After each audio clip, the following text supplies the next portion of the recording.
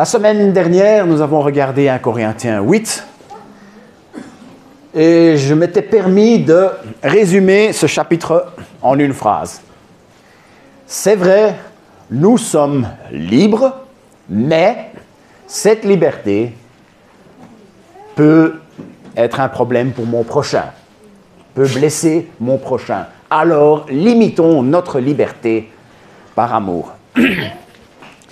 Le chapitre 9 qui vient maintenant, que nous allons attaquer ce dimanche, c'est un peu la même idée, sauf que la lumière commence à s'éclairer sur un autre domaine de la vie d'une église, de la vie d'un chrétien. C'est toujours cette idée de limiter sa liberté par amour.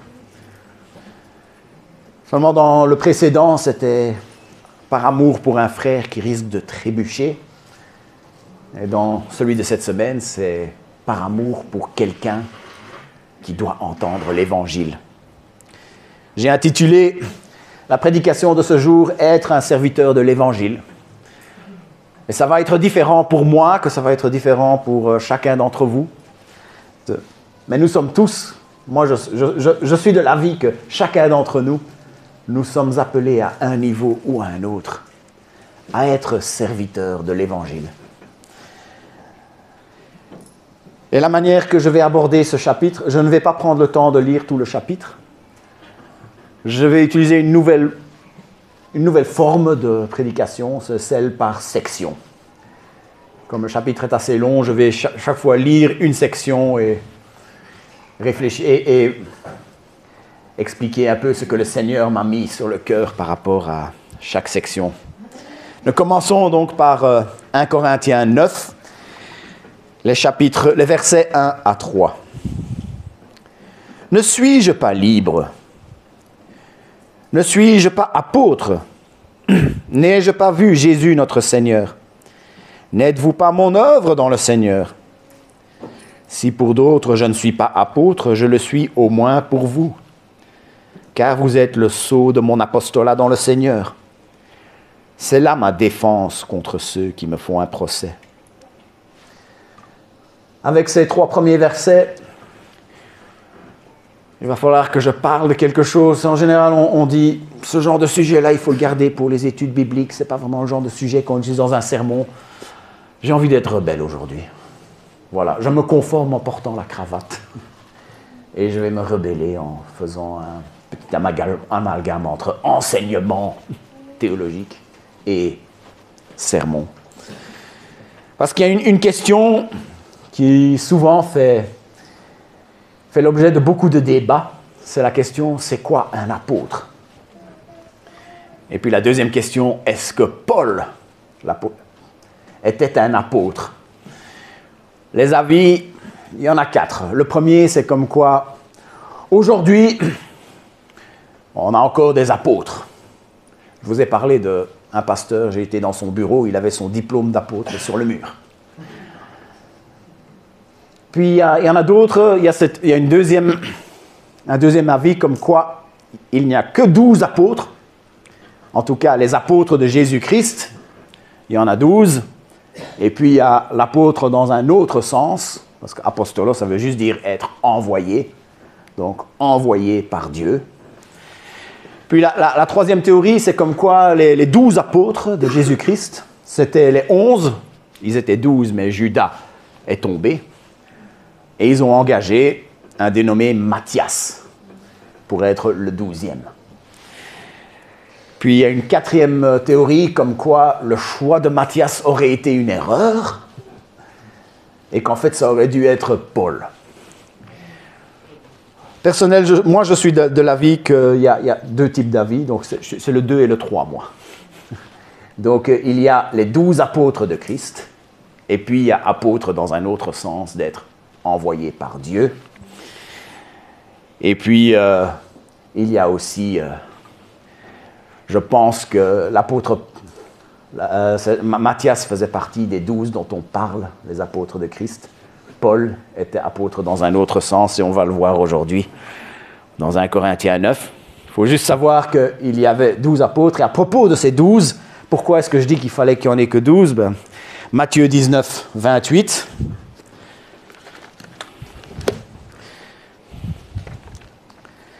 Matthieu 19, 28, Jésus leur répondit, « En vérité, je vous le dis, quand le Fils de l'homme, au renouvellement de toutes choses, sera assis sur le trône de gloire, vous de même qui m'avez suivi, vous serez assis sur 12 trônes et vous jugerez les 12 tribus d'Israël. »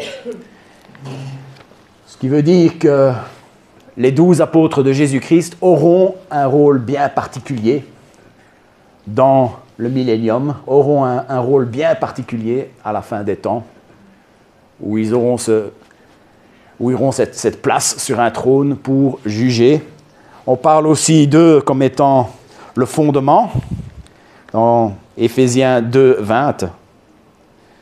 Vous avez été édifiés sur le fondement des apôtres et des prophètes, Jésus-Christ lui-même étant la pierre angulaire. Donc ces 12 apôtres de Jésus-Christ, c'est le fondement de l'Église. Et il y a aussi dans Apocalypse 19 où il parle même dans la Nouvelle Jérusalem, dans le nouvel ciel, nouvelle terre, il y aura aussi 12 fondements avec les noms des 12 apôtres de Jésus-Christ. Et puis il y a aussi, souvent quand on parle des apôtres aussi dans le Nouveau Testament, on en parle comme des gens qui ont été envoyés par Dieu. Et ici, dans ces premiers versets, on voit que l'apôtre Paul dit « je suis apôtre » et il se défend, il dit « oui, je suis bien apôtre parce que j'ai été envoyé par Dieu vers vous ». Paul a été celui qui a instauré cette église à Corinthe. Il a été le premier à annoncer l'évangile.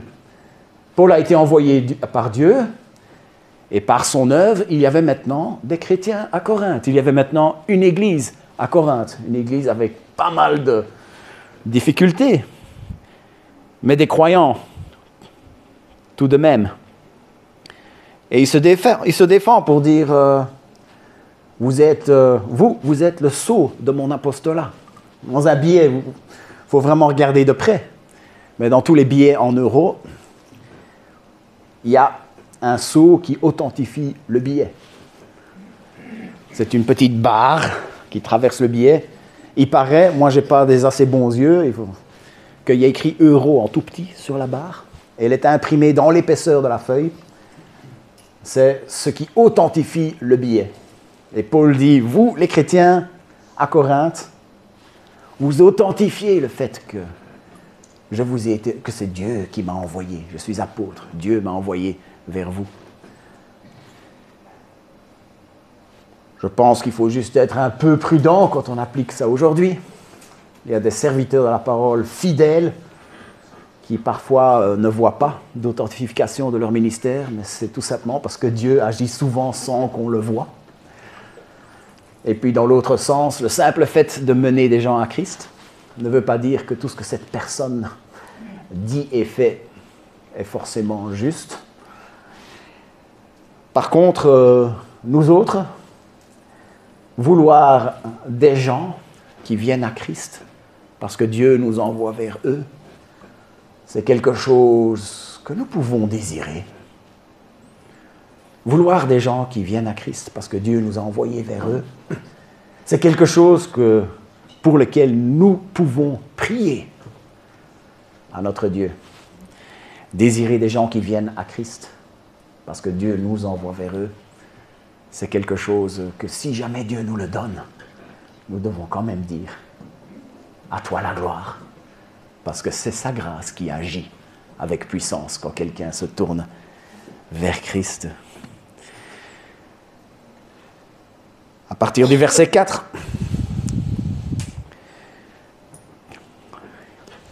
n'avons-nous pas le droit de manger et de boire? N'avons-nous pas le droit d'emmener avec nous une sœur qui soit notre femme, comme le font les autres apôtres et les frères du Seigneur et Céphas?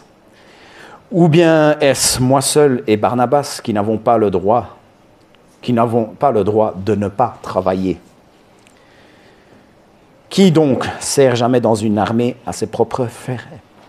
Qui plante une vigne et n'en mange pas le fruit? Qui fait paître le troupeau et ne se nourrit pas du lait du troupeau? Dans ce chapitre, il y a une quinzaine de questions rhétoriques. Et dans la section que je viens de lire, en fait, il n'y a rien que des questions rhétoriques. Pour ceux qui ne savent pas ce que c'est une question rhétorique, quand je pose une question, ou bien c'est parce que je suis en quête d'informations, quand quelqu'un est venu me dire à quelle heure est-ce que les gens sont de retour, ben, c'était une question pour s'informer. Et puis il y a des questions qu'on pose juste parce que c'est une manière de pouvoir mettre l'accent sur quelque chose. Rien que dans la manière que c'est posé, on peut savoir la réponse qui est censée être donnée. Quand il dit « n'ai-je pas le droit de manger ou de boire », Paul n'est pas en train de leur poser la question « est-ce que je peux manger? Est-ce que je peux boire ?» Non. Paul a bien le droit de manger et de boire. Si Paul était marié, il aurait bien eu le droit d'emmener son épouse avec lui. Voilà. Et les autres questions, lui et Barnabas auraient bien eu le droit de ne pas travailler. Quand un soldat travaille dans l'armée, ben on ne va pas lui demander de tout payer. Quelqu'un qui plante une vigne, on ne va pas lui interdire de manger le fruit. Quelqu'un qui travaille pour le troupeau, on ne va quand même pas lui empêcher d'avoir quelque chose en retour. Ici, il est tout simplement en train de commencer petit à petit à faire un développement. Un développement comme quoi les serviteurs de l'Évangile devraient être rémunérés d'une manière ou d'une autre. Avant que j'aille plus loin, sachez que je suis en total outsider par rapport à cette situation. Ce que je fais aujourd'hui, ce n'est pas pour revendiquer quoi que ce soit. Et d'ailleurs, vous êtes très généreux avec moi. Par la grâce de Dieu, ma famille ne manque de rien. C'est juste ce que je fais aujourd'hui, c'est d'essayer de comprendre le développement de l'apôtre Paul. L'apôtre Paul, dans cette première section, est en train de défendre le fait que être serviteur de l'Évangile, ça devrait lui permettre de pouvoir avoir quelque chose en retour. Et il utilise plusieurs types d'arguments. Le premier argument, la première série d'arguments, ce sont tout simplement des arguments purement logiques de la vie de tous les jours, dans le monde. Si un soldat risque sa vie pour son pays, ce serait aberrant de lui faire payer son uniforme, ses armes, sa nourriture, ses déplacements. Si un ouvrier travaille dans une vigne, ou peut-être même il parle du propriétaire de la vigne, est en train de travailler sous le poids du soleil, ce serait aberrant de ne pas lui donner quelque chose en retour, de l'argent ou une part du produit. La même chose pour les moutons. J'aime beaucoup les petits documentaires qu'on peut avoir très facilement maintenant. J'ai vu un où on a vu tout ce que ça implique de pouvoir élever des moutons. C'est hyper compliqué. Ils sont très fragiles. Mais voilà, si quelqu'un a fait tout ce travail, ce sera aberrant de ne pas le faire profiter d'une manière ou d'une autre. Mais ce ne sont pas que des arguments de ce genre-là qu'il utilise. Il utilise d'autres arguments. À partir du verset 8 à 12. « Est-ce en homme que je parle ainsi? La loi aussi ne le dit-elle pas? Car il est écrit dans la loi de Moïse, tu n'en mesureras pas le bœuf quand il foule le grain. Dieu se met-il en peine des bœufs? Ou parle-t-il uniquement à cause de nous?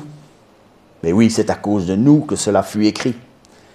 Celui qui laboure doit labourer avec espérance, et celui qui foule le grain foulé avec espérance d'y avoir part. Si nous avons semé pour vous des biens spirituels, est-ce excessif que nous moissonnons vos biens matériels? Si d'autres en jouissent de ce droit sur vous, n'est-ce pas plutôt à nous d'en jouir? Mais n'avons-nous pas usé de ce droit? Au contraire, nous supportons tout afin de ne pas créer d'obstacles à l'évangile de Christ. Après avoir utilisé des simples arguments rationnels, il commence à se tourner vers la loi de l'Ancien Testament. Nous ne sommes plus sous la loi. D'ailleurs, il le dira même un peu plus loin dans le chapitre. Mais la loi nous fait découvrir le caractère de Dieu. La loi nous fait découvrir ce qui plaît à Dieu. La loi nous fait découvrir ce qui déplaît à Dieu. Et il commence à parler de cette loi. Une des lois qu'il a données, c'est tu n'en mesureras pas le bœuf qui foule le grain. Comme notre farine, notre pain, nous l'achetons tout fait en boulangerie, nous ne comprenons pas tout le boulot qu'il y a derrière. Et avant la mécanisation industrielle que nous avons aujourd'hui, c'était énormément de boulot pour en arriver. Il fallait planter le grain, il fallait le couper à la main. Après, il fallait retirer le blé. Et une des techniques pour le faire, visiblement, c'était de l'étaler et puis demander au bœuf de les fouler, de marcher dessus. Et ça séparait le grain de la balle. Et après, on avait d'autres techniques pour séparer le tout. Alors, ne me demandez pas ce qu'il faisait avec les urines et les excréments. Je ne sais pas. Il y avait visiblement quelque chose en place pour ça.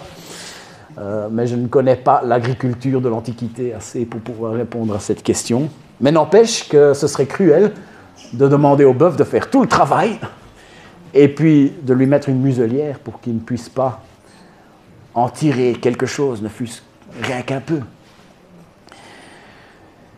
Et en plus, l'apôtre Paul fait un peu de l'herméneutique en direct. On le voit méditer, essayer de comprendre le sens de cette phrase. Dans sa lettre, il est en train de dire est-ce que Dieu dit ça parce qu'il a pris les animaux en peine? Dieu prend bien soin des animaux. Il dit bien qu'aucun moineau ne tombe à terre en dehors de la volonté du Père. Donc Dieu a bien les animaux en peine, il se soucie des animaux, mais ce n'était pas ça le sujet ici. Il disait Dieu est en train de parler pour nous. Quelqu'un qui travaille mérite son salaire. Quelqu'un qui sème, il commence à dire, grâce à mon travail, grâce à l'apôtre Paul, qui a risqué sa vie pour faire des voyages dangereux, grâce à Paul et Barnabas qui ont annoncé l'évangile, malgré les menaces qui n'étaient jamais très loin, grâce à cela, les Corinthiens avaient reçu un bien spirituel, le salut, l'édification. Et il est en train de dire, c'est normal qu'il y ait quelque chose en retour, de matériel justement. Si nous avons semé pour vous les biens spirituels, est-ce excessif pour que nous moissonnons vos biens matériels? Voilà. Malheureusement, un passage qui a été fort abusé par pas mal de... Je ne sais pas comment les appeler, des pasteurs peut-être, qui ont abusé de ce genre de passage. Ce n'était pas le but. Le but, c'est juste qu'il y ait quelque chose en retour. Ce n'est pas quelque chose qu'on peut utiliser pour dépouiller les gens, loin de là. Et quand ça arrive, nous devons le dénoncer. Mais ce qui est assez incroyable, c'est que, après avoir dit tout ça, et on va le voir, c'est encore plus fort, plus loin, c'est que Paul décide de ne pas user de ce droit. Les déclarations sont très fortes, mais il n'a pas encore fini. Ensuite, il y a les versets 13 et 14. Ne savez-vous pas que ceux qui remplissent les fonctions sacrées sont nourris par le temple? Ceux qui servent à l'autel ont part à ce qui est offert sous l'autel. De même aussi, le Seigneur a établi comme règle que ceux qui annoncent l'Évangile vivent de l'Évangile. Il retourne un petit peu dans les arguments de la loi. À l'époque, les prêtres et les lévites servaient dans le temple. Ils intercédaient auprès de Dieu dans le temple. Ils faisaient tout le travail pour les sacrifices. Et il y avait tout un système en place pour qu'ils puissent vivre de cela. Il y avait une part de la viande qu'ils avaient le droit de reprendre pour eux. Tout était bien codifié et c'était un droit qu'ils avaient pour le travail qu'ils faisaient dans le temple. Et puis alors il dit quelque chose d'intéressant, de même aussi, le Seigneur a établi. Chaque fois que Paul dit le Seigneur, il est en train de parler de Jésus. Jésus a dit que ceux qui annoncent l'Évangile doivent vivre de l'Évangile. Ce serait légitime de poser la question, mais où est-ce qu'il a dit ça?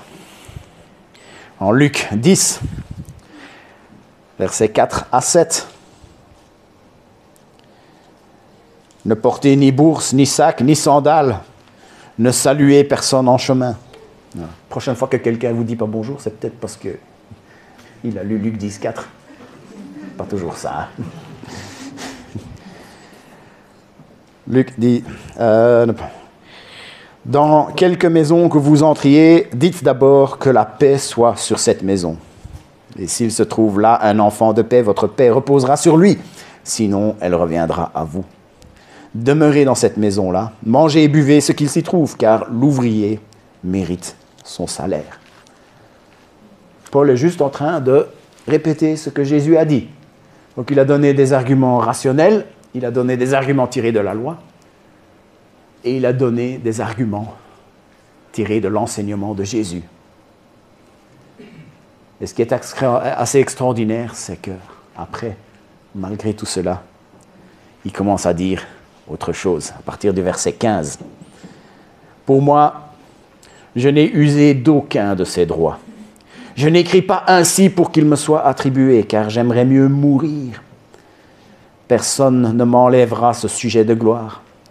Évangéliser, ce n'est pas pour moi un sujet de gloire, car la nécessité m'en est imposée.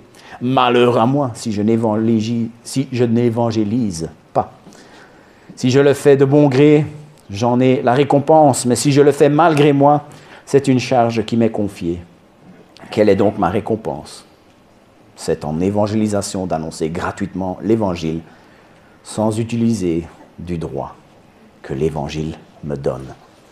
Ça, c'est incroyable. L'apôtre Paul vient de faire une argumentation, un plaidoyer magistral pour défendre le fait que serviteurs de l'Évangile devraient pouvoir être soutenus financièrement.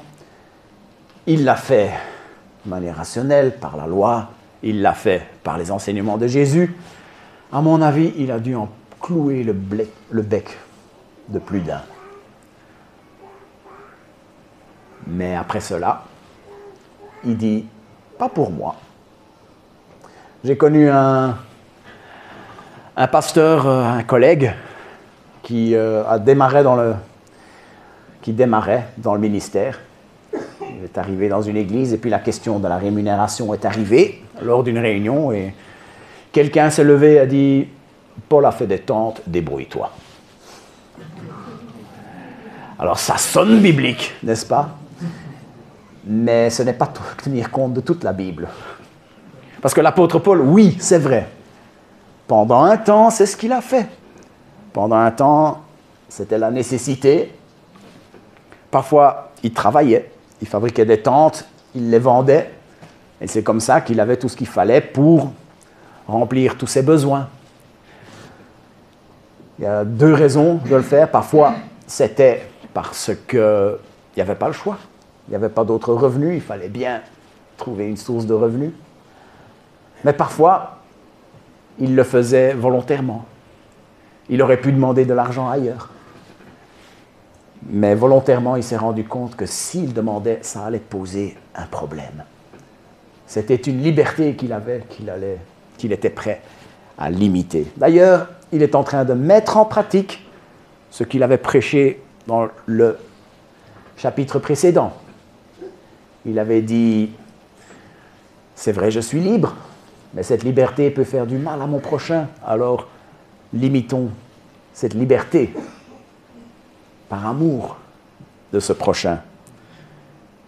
Et il est en train de faire ça, mais cette fois-ci, c'est un peu différent. Chapitre 8, il le fait parce qu'il n'a pas envie que son frère plus faible ne chute. Dans le chapitre 9, il le fait parce qu'il se dit, si je vais jusqu'au bout de mes revendications, à demander d'être payé, etc., ça va poser un problème. L'évangile risque d'être moins annoncé. Et il ne voulait pas ça. Il disait, peut-être que quelqu'un va se fermer complètement et je ne vais pas pouvoir lui annoncer l'évangile. Et il ne voulait pas ça. Alors il a décidé de ne pas user de ce droit qu'il avait et de travailler gratuitement. D'ailleurs, il a dit que pour moi, ce serait une récompense, simplement, de pouvoir travailler gratuitement. Quand on aime vraiment faire quelque chose, on doit être prêt à pouvoir le faire gratuitement. Et c'est quelque chose que l'apôtre Paul voulait faire. Il avait une telle joie à le faire. D'ailleurs, ce que le Seigneur lui avait mis sur le cœur était tellement énorme qu'il disait « Malheur à moi si je n'évangélise pas, si je n'annonce pas l'Évangile. » Il développe un peu plus à partir du verset 19 en parlant de différentes catégories. Car bien que je sois libre à l'égard de tous, je me suis rendu le serviteur de tous afin de gagner le plus grand nombre. Avec les Juifs, j'ai été comme Juif afin de gagner les Juifs. Avec ceux qui sont sous la loi, comme sous la loi. Et pourtant, je ne suis pas moi-même sous la loi, afin de gagner ceux qui sont sous la loi. Avec ceux qui sont sans loi, comme sans loi. Pourtant, je ne suis pas moi-même sans loi de Dieu, mais sous la loi de Christ. Petite parenthèse, nous ne sommes peut-être plus sous la loi de l'Ancien Testament, mais il y a quelque chose qui est là, la loi de Christ, que nous sommes appelés à suivre. Je vais relire. Avec ceux qui sont sans la loi, comme sans la loi, afin de gagner ceux qui sont sans loi. J'ai été faible avec les faibles, afin de gagner les faibles. Je me suis fait tout à tous, afin d'en sauver de toute manière quelques-uns. Je fais tout à cause de l'Évangile, afin d'y avoir part. L'apôtre Paul développe un peu ce qu'il disait au chapitre précédent, et il rentre dans des catégories maintenant. Quand il est avec un juif, il décide qu'il veut vivre comme lui. Il va s'interdire de manger certaines choses. Il ne va pas porter une charge le jour du sabbat. On l'a même vu à un moment donné faire un vœu dans le temple et faire tout ce qui était nécessaire pour cela. S'il faisait tout cela quand il était avec les Juifs, c'est parce qu'il se rendait compte que s'il ne le faisait pas, certains d'entre eux risqueraient de complètement se fermer à l'Évangile. Et il ne voulait pas ça. Il préférait renoncer à certains privilèges pour pouvoir éviter d'avoir cette fermeture à l'Évangile. Il dit la même chose avec ceux qui sont sous la loi. Donc ceux qui décidaient, à peu près la même chose, ceux qui décidaient qu'ils allaient vouloir appliquer toute la loi de A à Z. Quand il était avec eux, il faisait de même. Parce que s'il faisait les choses contre cette loi, il savait qu'ils allaient complètement se refermer et il ne voulait pas ça. Et après, il dit ceux qui sont sans la loi.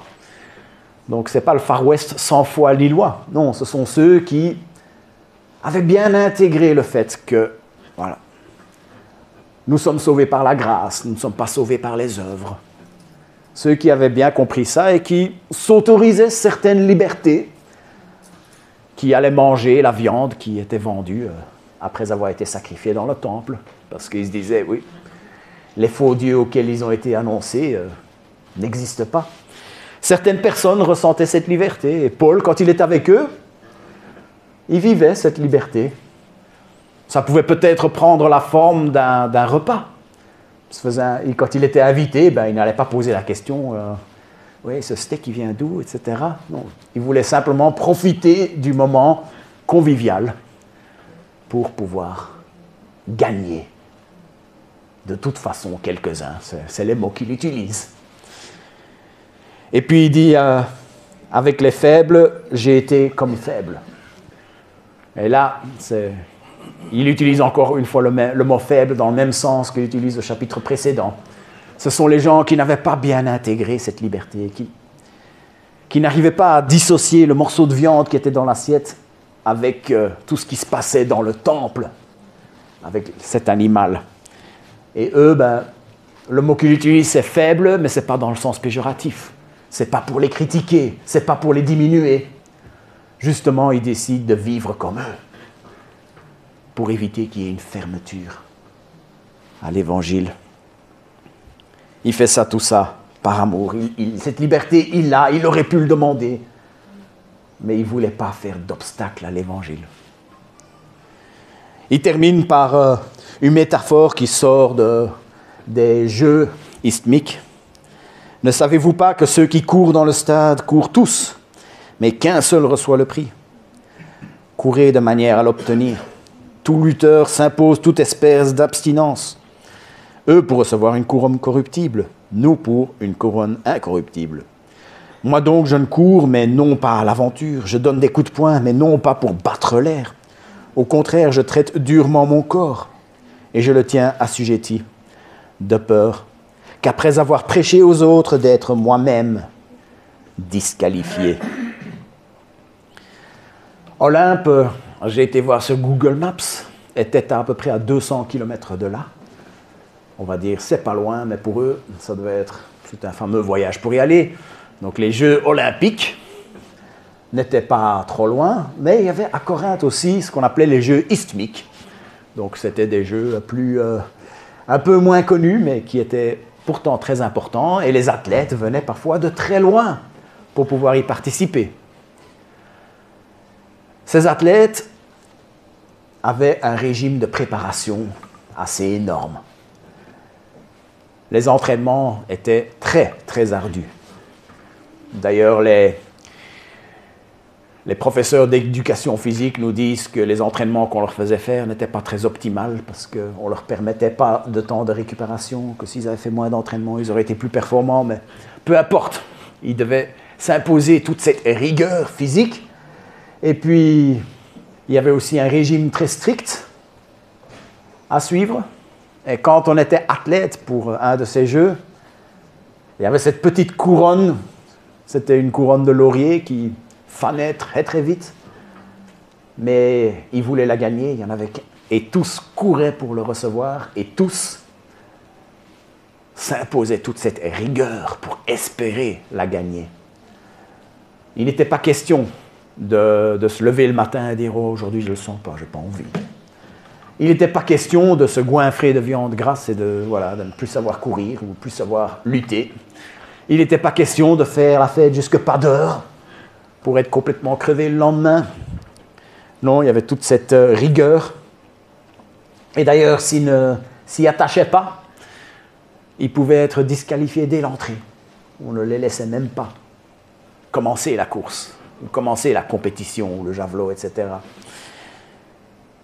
Quand il parle d'être disqualifié, on ne parle pas de perdre du salut, perdre le salut. Les athlètes qui couraient ne perdaient pas leur citoyenneté si jamais ils étaient disqualifiés. Ils étaient juste disqualifiés de la course. Et l'apôtre Paul disait « Je traite durement mon corps ». Il limite sa liberté. Il dit « Si je dois risquer de manquer à manger pour pouvoir annoncer l'évangile, qu'il en soit ainsi ». Je crois que nous, aujourd'hui, parfois, on doit être prêts à traiter durement notre mental, notre confort, notre tranquillité, pour pouvoir annoncer l'Évangile. Comment devons-nous réagir à un passage tel que 1 Corinthiens 9? Tout d'abord, soutenons les serviteurs de l'Évangile. Quoi qu'on puisse dire sur ce chapitre, même quand on voit comment l'apôtre Paul, par après, a décidé de ne pas se l'imposer à lui-même et de ne pas profiter de tout cela, il fait quand même une argumentation assez convaincante que les serviteurs de l'Évangile doivent pouvoir vivre de l'Évangile. Encore une fois, je ne parle pas pour moi ici. Tout va bien, mais je pense qu'il faut vraiment réfléchir à soutenir toutes les personnes qui travaillent pour le Seigneur, qui travaillent tellement qu'ils n'ont pas la possibilité d'avoir un travail sur le côté. Notre Église le fait. Nous le faisons au travers du Comité missionnaire. La semaine prochaine, on va voir quelques petits rapports sur ces personnes que nous soutenons. Depuis la réunion de la semaine dernière, les membres de cette église ont accepté de recommencer à soutenir un programme qui s'appelle le 938. 938, la moisson est grande, mais il y a peu d'ouvriers. Donc, les dirigeants de notre association ont démarré ça il y a pas mal d'années maintenant, pour dire il y a peu d'ouvriers. Alors, quand il y a des ouvriers, il faut pouvoir les soutenir. C'est un programme que nous soutenons financièrement de notre église, à raison de 400 € par mois. C'est un programme qui permet à certaines églises plus petites, qui n'ont pas les moyens de soutenir un pasteur, de pouvoir commencer à en engager un. Et pour l'instant, il y a 4 églises qui sont soutenues, il y en a un 5e. Notre église soutient, mais si vous voulez apporter un petit quelque chose, venez me voir. Je n'avais pas envie de faire un feuillet pour vous distribuer, je me dis, je vous ai déjà pas mal sollicité. Mais bon, si jamais quelqu'un veut soutenir ce programme, je vous partagerai les informations avec énormément de joie. Et il va falloir qu'on présente peut-être l'un ou l'autre de ces serviteurs qui sont soutenus à travers ces programmes. Comment réagir à un passage tel que 1 Corinthiens 9 ? Limitons notre liberté pour gagner des âmes à Christ. Je ne sais pas, est-ce que vous êtes en train d'attendre des exemples de comment vous pouvez limiter votre liberté ? Le Seigneur m'a mis sur le cœur de ne pas donner d'exemple, justement. Parce que je pense que le Saint-Esprit va donner des exemples dans votre tête aujourd'hui, dans votre conscience aujourd'hui. Si moi je donne des exemples, j'aurais peur d'influencer. Je ne veux pas être une entrave à ce que le Saint-Esprit veut vous mettre sur la conscience aujourd'hui de ce que ça veut dire. Limiter sa liberté pour pouvoir gagner des âmes à Christ. Et si nous le faisons, il y a cette récompense qui nous attend. La récompense de pouvoir voir des âmes se tourner vers Christ et la puissance de la grâce de Dieu entrer en action. Limitons notre liberté pour pouvoir gagner des âmes à Christ. Et puis, troisièmement, sortons de nos zones de confort. Je crois que, et c'est mon cas, si je n'évangélise pas assez, c'est parce que pour pouvoir le faire, je suis obligé de sortir de ma zone de confort. Certaines personnes ont plus facile avec ça. Mais je vous invite aujourd'hui à regarder ça comme une course par étapes. Essayez de réfléchir dans quelle de ces 4 étapes vous vous trouvez et demandez à Dieu de vous donner la force d'en franchir une autre. Alors si personne autour de vous ne sait que vous êtes chrétien, vous êtes à l'étape 0. Si maintenant les gens autour de vous ils le savent au moins que vous êtes chrétien, ça c'est l'étape numéro 1. Si maintenant vous parlez de votre foi, vous parlez de l'évangile, vous présentez l'évangile, chaque fois que la conversation le permet, vous êtes à l'étape numéro 2. Si jamais vous êtes du genre à pousser les conversations dans le sens pour en arriver à pouvoir annoncer l'évangile à quelqu'un, là vous êtes à l'étape numéro 3.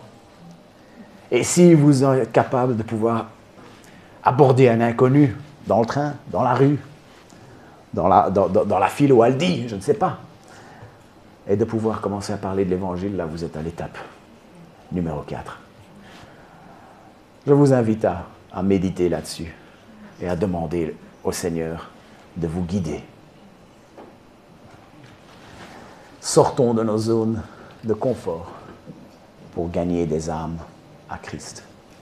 Ce que j'ai dit beaucoup, je l'ai dit aux membres, c'est que notre Église est une Église qui se recherche du point de vue de l'évangélisation. Aujourd'hui, quasi toutes les chaises étaient pleines et le Sagrado est venu reprendre celles qui étaient là. Merci Seigneur, pouvons nous en réjouir, mais demandons plus à notre Dieu. Voir des âmes qui se tournent vers Dieu, c'est quelque chose que nous devons désirer. Voir des âmes qui se tournent vers Dieu, c'est quelque chose que nous pouvons demander à Dieu, que nous devons demander. Voir des âmes qui se tournent vers Dieu, le jour où Dieu nous les donnera, nous joindrons à eux pour louer son saint nom et déclarer sa grandeur. Prions. Seigneur notre Dieu, l'apôtre Paul nous a montré ce à quoi il aurait pu avoir droit et ce à quoi il renonce parce qu'il voulait tout simplement voir des gens se tourner vers toi. Seigneur, que ce soit aussi notre désir, que ce soit aussi l'objet de nos prières, que ce soit l'objet de nos aventures, quand nous sortons de nos zones de confort. Seigneur, je veux prier pour chaque personne dans cette assemblée. Seigneur, nous voulons être une assemblée envoyée par toi. Nous voulons être des apôtres, dans le sens que nous sommes envoyés vers les perdus. Seigneur, que des âmes se tournent vers toi, que cela puisse authentifier le fait que nous sommes envoyés par toi. C'est quelque chose que nous désirons, c'est quelque chose que nous te demandons, Seigneur. Et Seigneur, en toute chose, nous voulons te donner toute la gloire qui t'est due. Gloire à toi, notre Père. Amen.